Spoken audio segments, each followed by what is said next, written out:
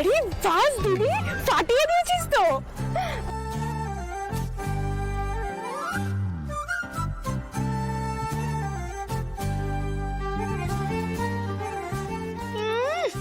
চোখ পাকাচ্ছেন আবার। উনি যাবেন বলে ওদিকে দক্ষ যজ্ঞ চলছে, আর উনি গাড়িতে উঠে থেকে গোমরা মুখে বসে আছেন, একটাও কথা বলছেন না।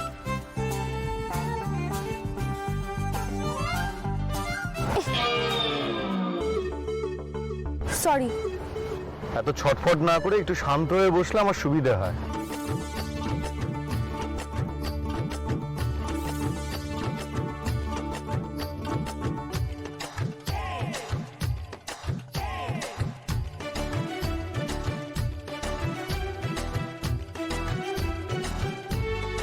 আমার প্রবলেম হচ্ছে স্যার।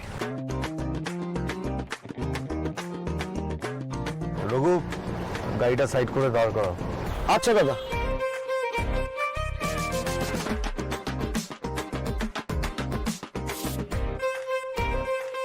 কি হয়েছে? আমার দম বন্ধ লাগছে। সে কি রঘু, ওই পেছনের গাড়িতে সাহেবরা আসছে, ওদের ফোন করে বলো তো কোনো মেডিসিনের শপ দেখলে ওখানে দাঁড়াতে আর ওষুধ নিয়ে নিতে। আরে না না না না না না, কাউকে ফোন করতে হবে না। আর আমি চুপ করে বসে ভাবে গাড়িতে করে যেতে পারি না স্যার। ওই ওষুধে কাজ হবে না, আমার ভালো লাগছে না। তাহলে চাইছোটা কি? রঘুদা, তুমি গাড়ি স্টার্ট করো।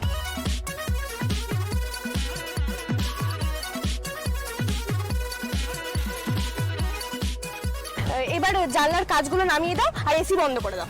মানে? আরে বাইরে এত ধুলো। আরে ধুলোতেই তো মজা স্যার।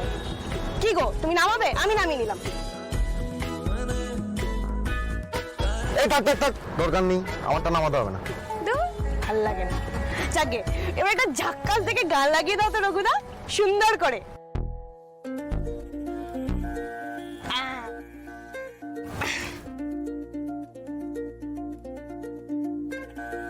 धीरे चलना है मुश्किल तो जल्दी ही सही,